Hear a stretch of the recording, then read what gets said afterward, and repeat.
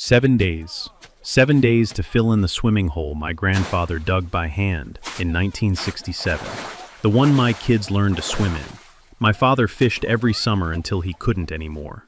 Dorothea Vance showed up at my gate the same morning the letter arrived. HOA board president, clipboard, pressed blazer, the smile of someone who has never once been told no. 7 days, Mr. Radford. After that, $250 a day in a courtnate. You don't have jurisdiction over my land. We'll let a judge decide that. Yeah! She turned around, got in her Audi, and drove back into the neighborhood she'd lived in for 4 years. I've been on this land for 58. What she didn't know, standing there with her clipboard and her confidence, was that she just handed me everything I needed to bury her. What would you have done? Drop it in the comments. Where are you watching from? To understand why that swimming hole was worth fighting for, you have to understand the man who built it. Duster Radford bought 42 acres of scrub pine ridge in Clarkfield, Virginia in 1952. Nobody wanted that land. Too rocky, too remote, too much work. Duster bought it anyway because it was his, and that meant something to him in a way that's hard to explain to people who've never had to scratch for anything. He dug the swimming hole in the summer of 1967. Spring-fed depression, about 60 feet wide, 8 feet deep at center. Did most of it by hand. The smell of turned limestone and wet clay hung over that part of the property for the rest of the summer. By fall, the spring had filled it clean and cold, and Duster set a flat limestone slab at the edge for a bench, heavy enough that 3 men couldn't move it without a lever. It's still there today. 3 generations of Radfords learned to swim in that hole. My father caught his first bass out of it. My own kids spent every July of their childhood, waist-deep in water so clear you could count the pebbles on the bottom. That's what Dorothea wanted me to bury under 6 feet of fill dirt. Now, 12 years ago, a developer named Carrington Properties bought up the surrounding ridgeland and carved it into a subdivision. Whispering Bluff Estates. 89 homes, a clubhouse, a set of CC and Rs thick as a phone book, and an HOA that took itself extremely seriously from day one. My property was grandfathered. I was there before the HOA existed. The county deed records made that clear. I wasn't a member. I wasn't subject to their rules. I was just a neighbor. That distinction, apparently, drove Dorothea Vance absolutely crazy. She'd been HOA board president for 3 consecutive terms. Former real estate paralegal, drove a pearl white Audi Q7, and wore her reading glasses on a lanyard, even indoors. The universal symbol of a person who needs you to know they are very busy and very important. The first time she knocked on my door, she handed me a business card with the HOA logo on it, and explained, smiling, that my swimming hole was an eyesore and a liability to neighborhood property values. I thanked her and closed the door. That was 4 years ago. Since then, the letters had come in steady rotation. My gravel driveway, my barn, my vegetable garden visible from the road. Each time, I'd pull the deed, write a polite response citing my grandfathered status, and file it in a manila folder I labeled, with what I consider appropriate understatement, HOA nonsense. But 3 months before the morning she showed up at my gate, something changed. The HOA quietly amended its CC and Rs to include a new provision. All water features, natural or constructed, visible from community roadways, had to meet state-certified safety standards or be decommissioned within 30 days of written notice. They mailed the amendment to all residents.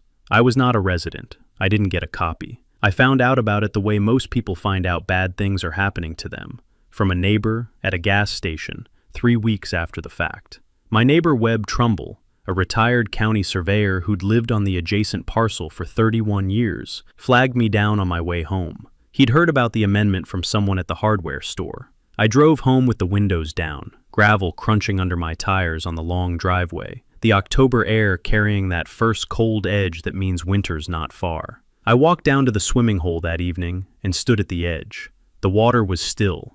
The cedar smell was thick. Duster's limestone bench was right where he'd left it. I wasn't going to let her touch any of it. The certified letter arrived on a Tuesday morning. I was in the workshop, sanding a walnut jewelry box when I heard the mail truck come up the road. Didn't think much of it. Walked out expecting a seed catalog and the electric bill. The yellow USPS certified envelope was sandwiched between them like it was trying to hide. HOA letterhead, Dorothea's signature at the bottom, underneath her name, in italics, for the community's protection and betterment. The letter cited their new CC&R amendment, referenced a Virginia Department of Health provision about impoundments, and gave me exactly 7 calendar days to fill, grade, and revegetate the swimming hole, or face $250 daily fines and a civil suit. I set it on my workbench next to the half-finished walnut box and stared at it for a long time. The kind of stare you reserve for things you can't quite believe are real. The smell of sawdust and linseed oil hung in the air. A normal Tuesday morning doing its best to stay normal. I called my daughter, then my brother, then Webb Trumbull, who listened to the whole thing in silence and then said, flat and certain as a survey stake, "She can't do that, Olin. Your land isn't in the HOA." 5 words. First match strike. That same afternoon, I drove to the county clerk's office, pulled the original deed, pulled the HOA's articles of incorporation, pulled the recorded plat map for Whispering Bluff Estates. I spread everything across the reading table, and the county clerk, a quiet woman named Prentice, watched me work through it with the expression of someone who has seen this exact situation before and already knows how it ends. The plat map told the story clearly. My grandfathered parcel was delineated in black and white. The HOA's jurisdiction boundary ended at my property line. Under the Virginia Property Owners Association Act, Section 55, 1 to 1,800, HOA authority is explicitly limited to lot owners within the recorded subdivision. I was not a lot owner within their subdivision. I was a neighbor they had decided to treat like a problem. Any attorney would have told them this in about 4 minutes. I went home and wrote a response letter myself. No attorney yet, just me, the deed recording number, the plat map reference, the statute citation, and 20 years of patience that had officially run out. I sent it certified mail, photographed the tracking number, filed the receipt. Takeaway: when an HOA sends you a notice, pull your deed and the recorded plat map from your county clerk's office before you do anything else. Jurisdiction questions are answered by documents, not by whoever has the nicer letterhead. 2 days later, Dorothea called me directly. First time she'd ever done that. Her voice was the temperature of a professional smile. Warm on the surface, nothing underneath. She told me the HOA's legal team had reviewed my response and stood by the notice. She said the swimming hole constituted a public safety hazard, and they had a community obligation to address it. I asked her to put that in writing. She said she would. Then she hung up. She shouldn't have agreed to that. The written follow-up arrived 3 days later. Same letterhead, same language, slightly more formal, and now on record that the HOA was knowingly asserting authority over a non-member parcel after being formally notified it had no such authority. That distinction matters, a lot, but I'll get to why. That evening, I walked down to the swimming hole at dusk. The water was dark green-black, completely still except for the ring a bass made near the far bank, one quiet circle spreading out and gone. The cedar smell was rich and heavy, the way it gets when the air cools after a warm October day. I sat on Duster's limestone bench, put my hand flat on the surface. Rough, warm, gritty with lichen, still exactly where he'd set it. I thought about what Duster would have done with a certified letter from a woman who'd lived in the county for 4 years, telling him to destroy something he built with his own hands. I already knew the answer. Duster Radford did not fill things in. Neither would I. But I needed help, the kind with a law degree and a working knowledge of HOA governance documents. Because what I didn't know yet, sitting on that bench in the October dusk, was that Dorothea's letter hadn't just started a fight, it had started a paper trail, and that paper trail was about to become the most expensive thing she'd ever put her signature on. Dorothea didn't wait. While I was pulling deed records and writing certified letters, she was already moving to her next play. And I'll give her this. She was not a woman who did things halfway. If she decided to come at you, she came with both hands. She filed a formal complaint with the Shenandoah County Environmental Health Division. The complaint claimed my swimming hole was an unregulated impoundment, posing a vector-borne illness risk. Mosquitoes, standing water, public health emergency, the whole production. She attached photographs taken from the county road, with what must have been a decent zoom lens, a printed excerpt from Virginia's swimming pool regulations, and a letter on HOA letterhead describing the situation as a neighborhood health crisis requiring immediate government intervention. It was, I have to admit, a smart move. She couldn't force me to fill the hole herself, so she was going to get the county to do it for her. A county environmental health inspector named Merritt Dokes showed up at my gate the following Friday morning. Thin man, methodical, white pickup with the county seal on the door. He had a clipboard. They always have a clipboard. A water testing kit, and the expression of someone who has driven out to enough of these situations to know that the truth is usually somewhere in the middle, and usually less dramatic than the complaint. I met him at the gate and offered him coffee. He declined. We walked the path down to the swimming hole together, through the wild blackberry growing in thick at the edges, the morning air carrying that particular mix of turned earth and something faintly diesel drifting over from a neighbor's tractor running somewhere beyond the ridge. Merritt was quiet the whole walk down, set his kit on Duster's limestone bench. I didn't say anything about that, and got to work. He tested the water, measured the depth, checked the spring inflow, took notes in the careful, unhurried way of a man who has been doing this long enough to not be impressed by urgency. Then he told me what he found. Spring-fed water, it turns out, runs exceptionally clean when it hasn't been interfered with. The test results were well within acceptable ranges for any category of water use. More importantly, he explained that under Virginia Code Section 32.1-248, the state's swimming pool and bathing facility regulations apply to facilities open to the public or operated for compensation. A private, spring-fed pond on a grandfathered residential parcel, used exclusively by the property owner and family, doesn't qualify. Not even close. Dorothea's complaint was not actionable. Merritt left me a copy of the inspection results, shook my hand, and drove away. The whole thing took less than an hour. I stood there in the morning quiet after his truck disappeared up the road, listening to the spring running over the limestone lip into the hole, and thought about how much time and county resources had just been spent on a complaint filed by someone who had never once bothered to check whether the law she was citing actually applied. Takeaway. State health codes for swimming pools apply to public or commercial facilities. A private pond on your own land is an entirely different legal category, and a quick read of the actual statute makes that clear. I filed the inspection results in my manila folder. The folder, at this point, was getting thick. 2 days later, Dorothea's attorney entered the picture. A man named Fawcett, operating out of a strip mall in the next county, primarily handling property disputes for developers. He sent me a letter referencing Virginia's uniform statewide building code, suggesting the swimming hole might require a building permit as a water impoundment structure, and that failure to obtain one could constitute a code violation subject to county enforcement.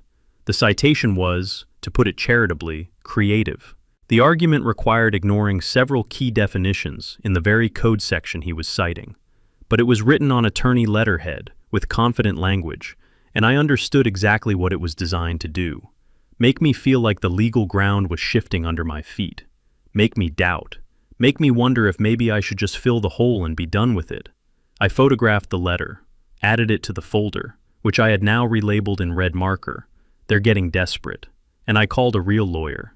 Her name was Britta Sohn, property rights attorney, Winchester, Virginia, specialized in easement and HOA disputes. She had the kind of direct, fast-talking energy that makes you feel like the conversation is already 3 steps ahead of wherever you thought it was going. I sent her the complete file, every letter, every certified mail receipt, the inspection results, Fawcett's creative building code citation, all of it, and she called me back the same afternoon. She didn't ease into it. They have no jurisdiction over your parcel. That's the first problem, for them, not you. The second problem is that by sending you notices purporting to impose fines after you formally notified them of that fact, they've potentially committed tortious interference with your property rights. The third problem is the most interesting one. She paused. I could hear papers moving. Their CC&R amendment, the one they used to justify this whole thing, was adopted without a proper membership vote. I pulled their recorded bylaws from the county this morning. The amendment required a 2/3 supermajority of all members. There is no record of that vote occurring, which means the amendment they've been threatening you with may be legally void. I sat with that for a second. So they've been threatening me with a rule that doesn't legally exist. That's one way to put it, Britta said. Takeaway. HOA and R amendments that skip the voting threshold required by the HOA's own governing documents can be void on their face, and those governing documents are public records anyone can pull from the county. Britta filed a formal cease and desist letter the following week. 7 pages, 11 statute citations. It addressed all 3 issues: no jurisdiction, tortious interference, void amendment, and included a litigation hold notice demanding all HOA board communications related to my property be preserved for potential legal proceedings. It was sent certified mail to Dorothea, to Fawcett, and to the HOA's registered agent simultaneously. I would have paid good money to see Dorothea's face when she opened it. Instead, I got Cressida Park's text. Cressida was a retired school teacher who'd lived in Whispering Bluff for 8 years and had never once voted for Dorothea for anything. She attended every HOA board meeting and had a gift for summarizing them in text messages of remarkable precision. She texted me the morning after Britta's letter landed. Emergency board meeting last night. Dorothea's face was a color I don't have a name for. They're going to court. The board had voted to seek a county court injunction, citing public nuisance statutes, to force me to fill the pond. Fawcett was retained for the expanded engagement, and in a move that told me everything I needed to know about how Dorothea ran that board, the HOA's monthly assessment was quietly increased by $11 to cover the legal costs. No vote, no member notification, just a line change on the next invoice. Several residents noticed. Several residents were unhappy. I learned about the injunction filing on a Thursday afternoon, while I was restaining my front porch. Half-empty can of cedar stain between my boots, the sharp medicinal smell of turpentine on my hands, afternoon light cutting long across the yard. I put the brush down, wiped my hands on a rag, and called Britta. She told me not to panic. I told her I wasn't panicking. She said she knew. Then she said something that stuck. I've been waiting for exactly this, because now they've put it in front of a judge, and judges read documents. That evening, while Britta began preparing the court response, my neighbor Webb Trumbull called. Webb was 81 years old, sharp as a finishing nail, and had spent 30 years as a county surveyor before retirement. He'd been quietly turning something over in his mind since I first told him about the situation, and he'd finally gone down to his basement to check. He kept 30 years of property surveys in a fireproof filing cabinet, organized by year, labeled by parcel, and buried in a 1961 survey of the Ridgeland, predating the Whispering Bluff subdivision by 6 years. He'd found something nobody had thought to look for: a recorded drainage easement, running across the southwest corner of what was now the HOA's common area, directly through the natural drainage path that fed my swimming hole. Webb read me the easement language over the phone, slowly, the way surveyors read legal descriptions, every word carrying weight. When he finished, I stood in my kitchen and didn't say anything for a moment. Then I got a new folder and a red marker. I wrote, "Oh, they really didn't know." A drainage easement from 1961 was interesting. What it pointed to was explosive. Britta ordered a full title search the morning after Webb's call. Not just on my property, on the HOA's recorded common areas, the plat itself, and every instrument recorded against the Ridgeland going back to 1955. She used the title company out of Woodstock that she'd worked with for years. They were thorough and they were fast. And 4 days later, a package arrived at Britta's office that she called me about before she'd even finished reading it. "Olin," she said, "Carrington had a condition. When Carrington Properties got Whispering Bluff Estates approved by Shenandoah County in 2012, subdivision approval came with strings attached, the way it always does with large residential developments on ridgeland with natural drainage. One of those strings was a drainage management agreement, recorded with the county as a condition of plat approval, and still fully active. That agreement designated the natural spring and its drainage path, which ran directly through my swimming hole, as a protected natural drainage feature under the county's stormwater management ordinance. Read that again. The county had approved the entire Whispering Bluff subdivision, partly on the basis that my swimming hole would continue to exist and function as a natural drainage element. It wasn't just my property. It was built into the county's stormwater infrastructure plan for that entire section of ridge, which meant that if I filled the swimming hole, if I did exactly what Dorothea's letter demanded, the county's protected drainage feature would be obstructed. That would be a stormwater ordinance violation, committed by whoever caused the obstruction, which, per the demand letter, would be me, acting under HOA coercion, potentially making the HOA liable for instigating a regulatory violation on a non-member's land that they had no authority over in the first place. Britta put it in one clean sentence. If you fill that pond because they told you to, and the drainage backs up, they may have just made themselves responsible for it. I sat with that at my kitchen table, the afternoon sun coming in sideways through the window, catching the dust in the air the way it does on quiet days when something large has just shifted. Outside, a pair of cedar waxwings were working through the wild cherry tree at the edge of the yard. Quick, efficient, completely unbothered, doing exactly what they were supposed to do. I thought about Dorothea standing at my gate with her clipboard and her 7-day deadline. I thought about Fawcett and his creative building code citations. I thought about the $11 assessment increase that nobody voted on. None of them had pulled the plat approval documents. None of them had looked at what conditions Carrington had agreed to when they built their subdivision around my land. They had built an entire legal campaign on top of a foundation they had never once checked. Here's what I now held. Proof the HOA had no jurisdiction. A cease and desist on file. A county inspection clearing the water. A 1961 drainage easement. A stormwater agreement actively protecting the feature they wanted destroyed. Evidence the CC&R amendment was void. A paper trail showing a baseless regulatory complaint. And a court date coming up fast. The trap wasn't set yet, but every piece was on the table. Before complying with any order to alter a natural feature on your land, request the subdivision's original plat approval documents from the county. Drainage conditions recorded at approval are legally binding and often protect features the current HOA never knew existed. Britta and I met in person at her office in Winchester. 3rd floor walk-up, filing cabinets floor to ceiling, a window overlooking a parking garage that she had clearly stopped seeing years ago. She had the entire Radford file spread across a conference table. Legal pads, highlighted statutes, a timeline she'd drawn by hand on a yellow sheet that already had coffee rings on it. She looked up when I walked in and said, "We're running 3 tracks at once. You good with that?" I told her I'd spent 30 years managing 3 systems on a diesel pipeline at the same time. She nodded like that was exactly the right answer. Track 1 was legal.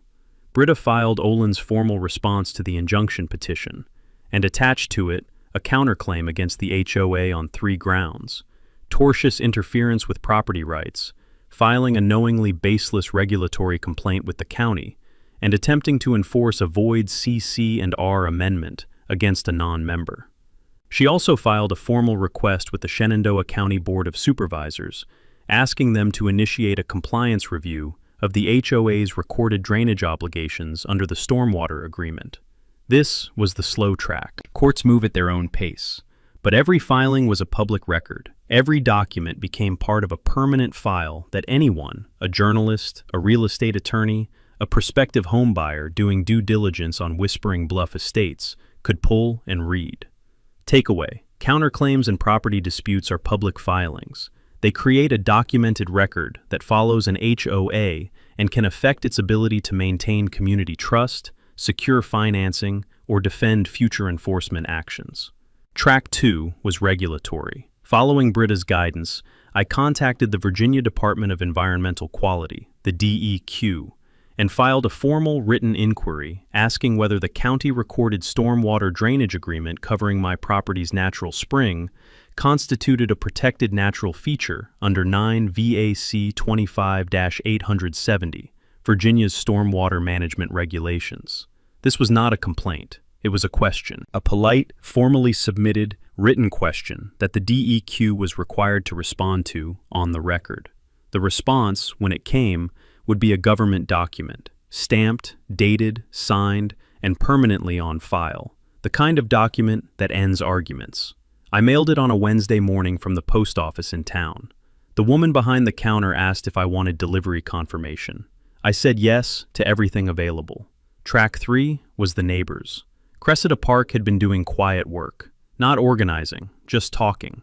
The way retired teachers talk, which is to say clearly, calmly, and with the specific authority of someone who has spent decades making complicated things make sense to people who didn't think they could understand them. She'd identified the households with grievances: the Fennel family, fined the previous spring for a vegetable garden visible from the road. Rawson Hicks, a retired firefighter whose disability access ramp had been cited as an unauthorized structural alteration. The Portillo family, denied approval for a fence style that 3 other households on the same street already had. Over fences, at the mailbox, in the parking lot of the Kroger 3 miles down Route 7, Cressida was connecting dots.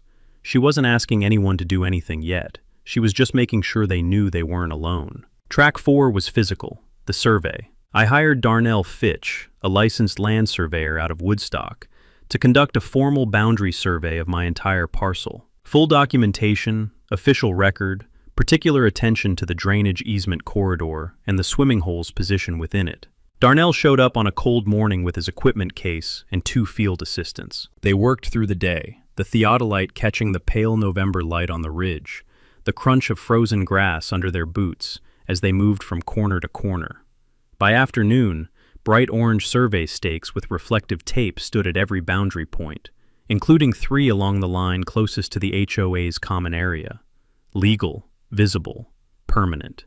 They made it unmistakably clear, to anyone who walked that land or drove that road, exactly where my property ended, and exactly where the HOA's authority stopped, which was, to be precise, 12 feet short of my gate.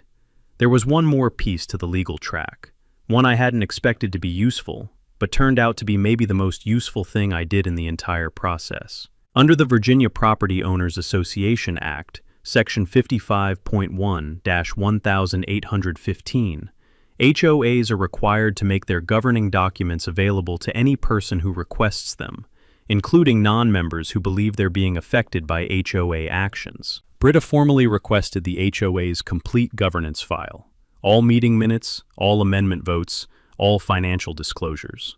Fawcett objected. Britta noted the objection in her next filing. Every move they made was becoming part of the record, and the record was almost ready. While we were building the case quietly and methodically, Dorothea was getting nervous, and nervous people do one of 2 things. They back down, or they double down. Dorothea was not a backing down person. She started working the neighborhood narrative. At the next HOA meeting, which Cressida attended and summarized with her usual precision, Dorothea presented my swimming hole as a breeding ground for mosquitoes, a drowning liability, and, most creatively, a contributor to declining property appraisal metrics across the entire subdivision. She had charts. She had photographs. She had the particular energy of someone who has decided that the best defense is a louder offense. Then the flyer appeared. 1 page. A photograph of the swimming hole taken through a zoom lens from the county road. Bold text at the top. Neighborhood safety concern. Below the photo, a paragraph about standing water, vector-borne illness, property values, and the HOA's responsible action in addressing the threat. No mention that the water had tested clean by the county's own inspector. No mention that the hole had existed for 57 years without incident. No mention of the counterclaim, the void amendment, or the stormwater agreement. A copy landed in my mailbox, not mailed to me, just slipped in by an unknown hand, which told me everything I needed to know about how confident Dorothea actually was. I photographed it, sent it to Britta. She photographed it and opened a new subfolder, Defamation, Potential. She noted that the property value claim in the flyer was unsubstantiated and potentially actionable if I could demonstrate damage. She filed it away the way good attorneys file things, not to use today, but to have when the moment came. Takeaway. Document everything an HOA sends or distributes about your property. Flyers, emails, meeting minutes. Unsubstantiated public claims about your land can have legal implications, but only if you have the paper trail to back them up. Then Fawcett tried something genuinely clever. He contacted my homeowner's insurance carrier directly, suggesting the swimming hole represented an uninsured liability the carrier should be aware of. The play was elegant in a snaky kind of way. Either my premiums go up and I become motivated to fill the hole to bring them back down, or the insurer pressures me to eliminate the liability themselves. Either way, Dorothea gets what she wants without having to win in court. I got a routine inquiry letter from my carrier, a regional company I'd been with for 22 years, asking me to provide information about the water feature on my property. I forwarded it to Britta before I even set it down. She responded to the insurer directly, attached the county inspection results, attached the DEQ inquiry confirmation, attached a brief legal summary explaining the private use exemption under Virginia Code Section 32.1-248. The insurer reviewed the materials, classified the inquiry as resolved, and closed the file. The whole thing cost Fawcett one phone call, and cost me one afternoon and produced nothing for either of them. But here's the thing about people who are losing. They don't always know it yet. Meanwhile, I filed a Freedom of Information Act request with Shenandoah County under the Virginia Freedom of Information Act, Section 2.2-3700. I requested all county communications related to the HOA's complaint against my property, all records of the HOA's stormwater drainage obligations, and all permits and conditions issued to Carrington Properties during the Whispering Bluff subdivision approval process. The county had 5 working days to respond. The response arrived in a box. That box sat on my kitchen table on a rainy Friday evening. Coffee going cold at my elbow, yellow legal pad filling up with notes, rain ticking steady against the window glass. Outside, the path to the swimming hole was running with water, sheets of it coming off the limestone cap, filling the hole a little faster than usual. I could hear the spring from where I was sitting, that low, constant sound it makes when the water's running high. I kept reading. And somewhere in the middle of that box, between county planning emails and permit applications I hadn't expected to see, I found something that changed the shape of everything. An email chain, 2011, between a Carrington Properties executive and the county planning department. In one message, the Carrington executive specifically referenced Duster Radford's property by name and noted that the swimming hole's spring drainage had been incorporated into the subdivision's stormwater plan as a natural detention feature. They built their subdivision around my grandfather's swimming hole. They told the county it would stay. Then they sold the lots, formed an HOA, and apparently forgot to mention any of that. I circled that paragraph 3 times in red pen. The court hearing was 5 weeks out. Dorothea, from everything Cressida was reporting, had decided the outcome was already settled. At the next board meeting, she referred to the injunction as a formality, the Radford situation as nearly resolved, and the upcoming hearing as a matter of paperwork rather than genuine uncertainty. She said this, apparently, with complete confidence. She hadn't seen Britta's counterclaim file. She hadn't seen the Carrington email. She hadn't seen the DEQ inquiry on record. Confidence built on incomplete information is just a longer way of spelling mistake. Then she showed up at my door on a Saturday morning, unannounced, casual clothes, a calculated choice from a woman who was never not calculating. She was carrying something wrapped in a dish towel that appeared to be a coffee cake, which is a remarkable escalation of social weaponry, and one I genuinely did not anticipate. She proposed what she called a community solution. The HOA would pay me $8,500 to fill the swimming hole myself and release all claims against the board. She presented it as generosity. I thanked her for the coffee cake, which, to be fair, smelled like it had actual cardamom in it, and told her I'd be in touch. I called Britta the moment Dorothea's Audi cleared the end of my driveway. An unsolicited settlement offer, made directly to a represented party, has procedural implications. Britta was interested. She noted the dollar figure. She noted the timing, 5 weeks before a court hearing. She added it to the file. Takeaway. If an HOA contacts you directly with a settlement offer after you've retained legal representation, tell your attorney immediately. Direct contact with a represented party is a procedural violation, and the offer itself signals how worried they actually are. The offer told me something important.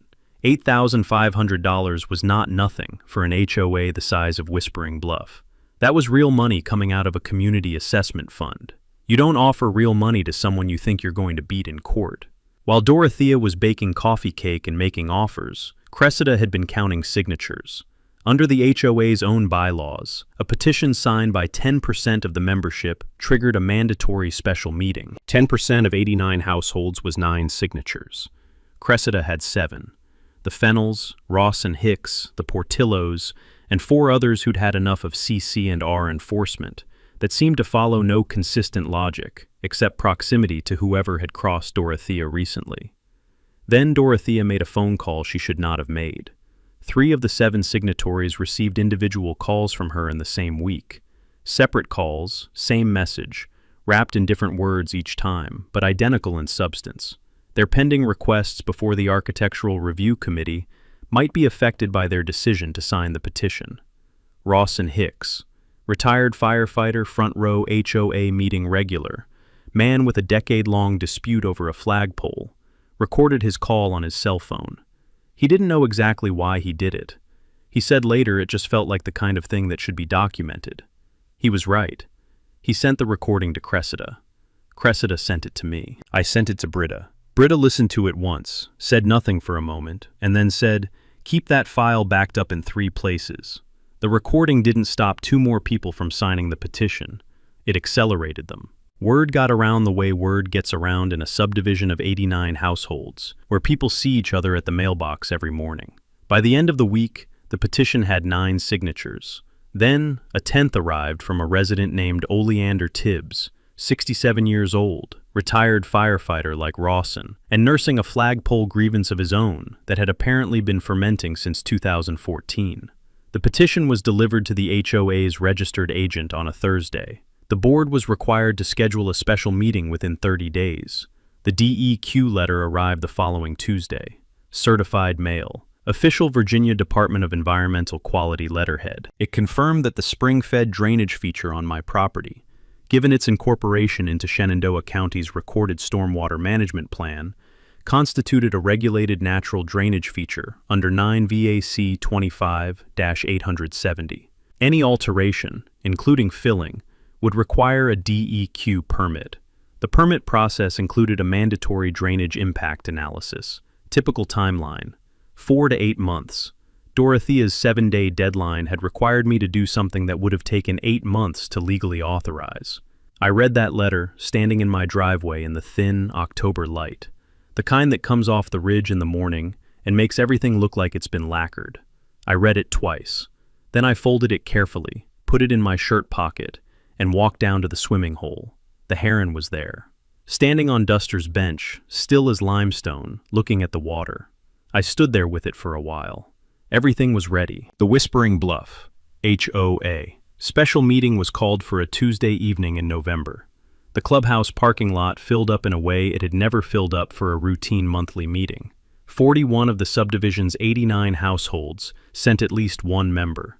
People were standing along the back wall. Cressida was in the 3rd row, with a folder on her lap. Oleander Tibbs was in the 2nd. Ross and Hicks sat in the front row, 1 seat from the aisle, phone in his breast pocket, audio app already running. I was in the parking lot. Britta had advised me not to go inside, not because I couldn't, but because what needed to happen tonight needed to happen without me in the room. What I'd done was give Cressida everything: the DEQ letter, the Carrington email from the FOIA box, the drainage easement recording, the evidence of the void CC&R amendment, and a printed copy of Rawson's phone call transcript. Cressida had read every page, twice. Dorothea called the meeting to order at 7:05. She read a prepared statement about responsible governance, community safety, and the board's ongoing efforts to protect property values. 41 people listened. She did not mention the counterclaim. She did not mention the DEQ letter. She did not mention that the CC&R amendment she'd used to justify the entire campaign had been adopted without a legal vote. During the open comment period, Cressida raised her hand. She was recognized. She stood up the way retired teachers stand up when they've decided to explain something completely, without hurry, without performance, with the quiet authority of someone who has spent a career making complicated things make sense. She read the DEQ letter aloud, the part about regulated natural drainage features and permit requirements. She held up the Carrington email from 2011 and read the passage about my grandfather's swimming hole being incorporated into the subdivision's stormwater plan. She stated, clearly and without editorializing, that the CC&R amendment the board had used to threaten a non-member landowner had been adopted without the 2/3 supermajority required by the HOA's own bylaws, making it legally void. She said all of this in the same calm tone she once used to explain long division to 11-year-olds. Then she sat down. The room was quiet for a moment, the specific quiet that happens when 41 people are processing the same information at the same time. Then the questions started. Why had these documents never been shared with members? Why was the HOA spending community assessment money on a lawsuit against a property it had no jurisdiction over? Why had the monthly fee increased without a vote? 3 people asked variations of the same question in the first 5 minutes. Dorothea attempted to manage it. These were complex legal matters. The board was acting in good faith. This wasn't the appropriate forum for detailed legal discussion. Then Rawson Hicks raised his hand. He was recognized. He stood up, held out his phone, and said he had a recording he thought the members should hear. 15 seconds. Dorothea's voice, recognizable and clear, telling Rawson that his pending ARC application might be affected by his decision to sign the petition. The room went silent in a different way this time. Not processing quiet. Something has just happened quiet. Dorothea said the recording was out of context, that Rawson had misunderstood, that the meeting was getting off track. From the second row, one of the board members, Aldrich Spears, the HOA treasurer, asked quietly to see the financial statements for the legal fees incurred to date. Dorothea told him it wasn't the appropriate forum, he said, gently, but with the specific firmness of a man who has been a treasurer long enough to know what accountability looks like. I think it is. 2 days later, Shenandoah County Circuit Court. Judge Pruitt was a spare man in his late 60s who had been on the bench for 31 years and had the settled, unhurried manner of someone who has seen every variety of property dispute and stopped being surprised by any of them. Britta presented in 22 minutes. No jurisdiction, void amendment, active DEQ protection, Carrington Stormwater Incorporation, tortious interference counterclaim, documents for every point, statute citations in the margins. Fawcett argued for 40 minutes. He cited 4 statutes. None of them applied cleanly to the facts of the case. Judge Pruitt denied the injunction petition from the bench. He noted for the record that the HOA's enforcement action against a non-member parcel was, and I want you to hear this the way I heard it, without colorable legal foundation. That is judge language. What it means in plain English is, this should never have been filed. Britta and I walked out of the courthouse into thin November light. She doesn't usually show visible satisfaction. That afternoon, she made an exception. After the gavel came down, things moved the way things move when the fight has gone out of the room. 3 months after the hearing, the HOA board, now operating under interim president Aldrich Spears, following Dorothea's quiet resignation from all board positions, reached a settlement on the counterclaim. The terms weren't disclosed publicly. What I can tell you is that my legal fees were covered in full. The void CC and R amendment was formally rescinded by a proper membership vote, unanimous, as it turned out. The $11 monthly assessment increase that had been levied without a vote was reversed and credited back to residents. Fawcett's relationship with the HOA ended. He did not send a farewell card. On the regulatory side, the Virginia DEQ formalized its determination that my spring-fed swimming hole was a protected natural drainage feature under state stormwater regulations. That determination was recorded with Shenandoah County. What it means practically is that any future attempt to require the filling of that hole, by anyone for any reason, would require a full DEQ permit process and drainage impact analysis. The swimming hole is, in the most official sense available to the Commonwealth of Virginia, protected. Dorothea listed her home in Whispering Bluff Estates 4 months after the settlement. It sold in 6 weeks. She didn't attend the closing in person. Oleander Tibbs, at the first regular board meeting held under the new leadership, raised the flagpole issue he'd been carrying since 2014. It was approved in 4 minutes. He told me later it was the most satisfying 4 minutes of his retirement. Here's what I did with the settlement money beyond covering legal fees. I approached Shenandoah County's Parks Department with a proposal. A formal conservation easement on the swimming hole and its surrounding 2 acres, permanently protecting it as a natural area. The county accepted. The easement was recorded. What that means is that regardless of what happens to the rest of my property, regardless of who owns this land after I'm gone, that swimming hole stays exactly as Duster Radford left it.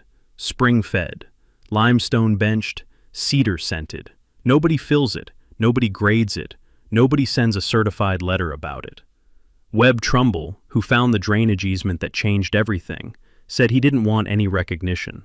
He's 81 and in good health, and has better things to do than attend ceremonies.